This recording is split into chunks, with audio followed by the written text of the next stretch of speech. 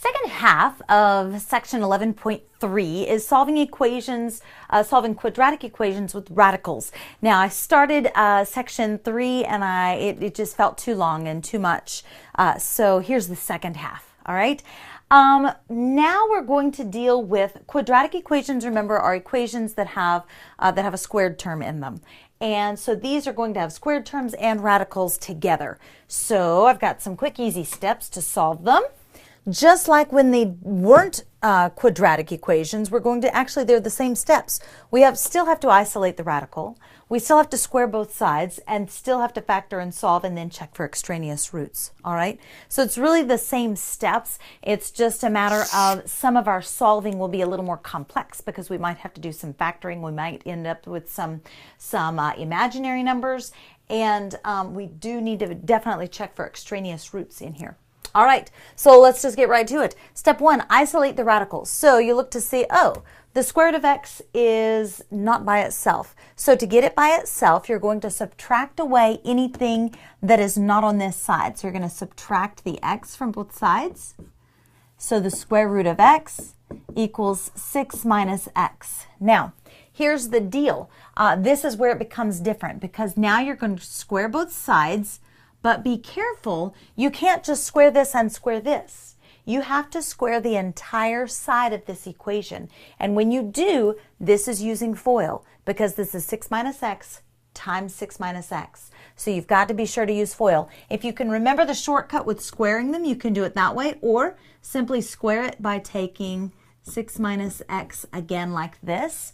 And so now x equals, remember if you've got a square root of something squared, the squared and the square root cancel each other out. That's why we did that. Pretty cool, huh? So now, outside, inside, or first outside, inside, last, 6 times 6 is 36. Outside is negative 6x. Inside is negative 6x. And last is going to be a positive x squared. Negative times a negative becomes a positive. Combine like terms. X equals 36 minus 12x plus x squared. And now I'm going to keep the x squared term positive, but I want to keep it, I'm just going to flip the whole equation just so that it's the way we normally see it. So I'm going to put the x squared first, and let's just do it this way. X squared minus 12x plus 36 all equals x. Do you see what I did? I just kind of flipped the whole thing around there so that my x squared would stay positive. But now it looks like what we're used to seeing. It's in the right order. So now, in order to solve this, in order to factor and solve, we've got to get the equation equal to 0. So just subtract the x. So x squared minus 13x plus 36 equals 0. And I didn't give myself enough room either. So factoring, x times x is x squared. What times what is 36? Well, let's see. 6 times 6 is 36, but 6 plus 6, and we've got the same signs, but they're both negative. Let's see, 9 times 4, 9, 10, 11, 12. Aha, there it is. 9 times 4.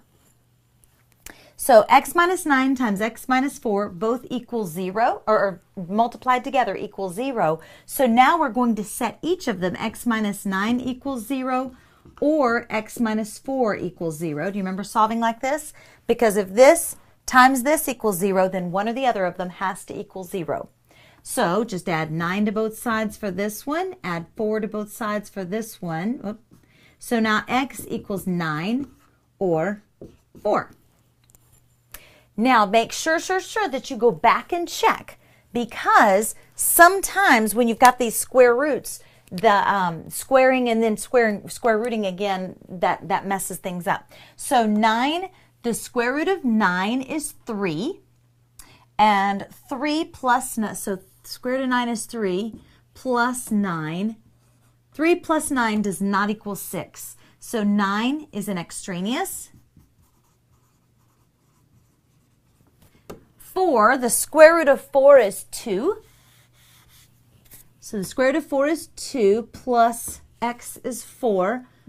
4 plus 2 is 6, so that one works. So my answer is 4 but 9 is extraneous. And so I do want you to put, just so that I know you know how to do it and you know where it went, I want you to put both answers, but I want you to mark that 9 is extraneous. All right? Okay, one more. So now on this one, you've got a square root of a big part.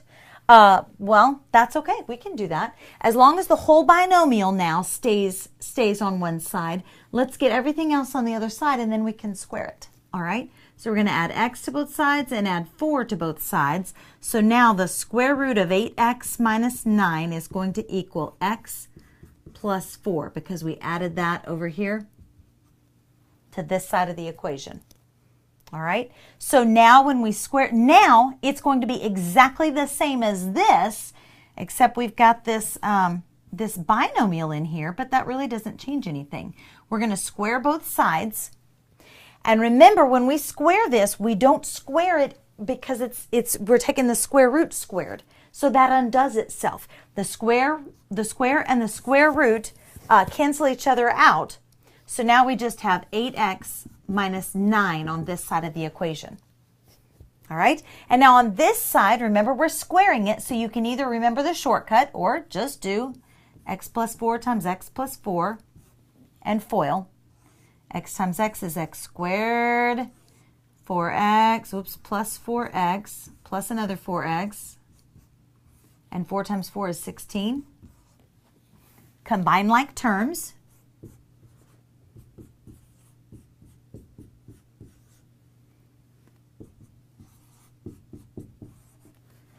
So now we want to get everything. So this is in the right order, squared x and then a constant, but we need these over there with it in order to factor and solve. So just subtract 8x from both sides, and I would line it up, minus 8x.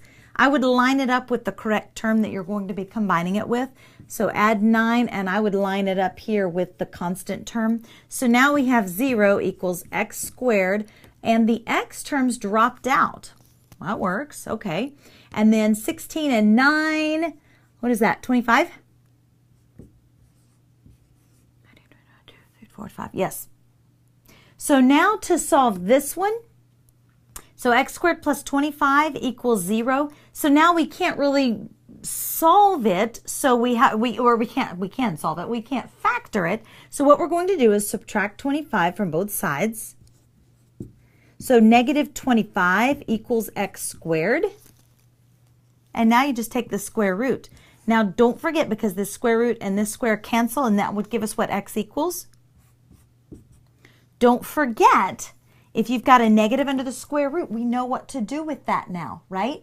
The square root of a negative 1 is I. Don't forget that. Square root of negative 1 is I. Square root of 25, well, 25 is 5 times 5. So, and don't forget, because we took a square root, it's plus or minus, all of these parts and pieces. And now, if you've got an I involved, if you've got an imaginary number, don't worry about checking it. That's okay. All right? If there's an imaginary number involved, don't check it. So you just have the x is plus or minus 5i. All right?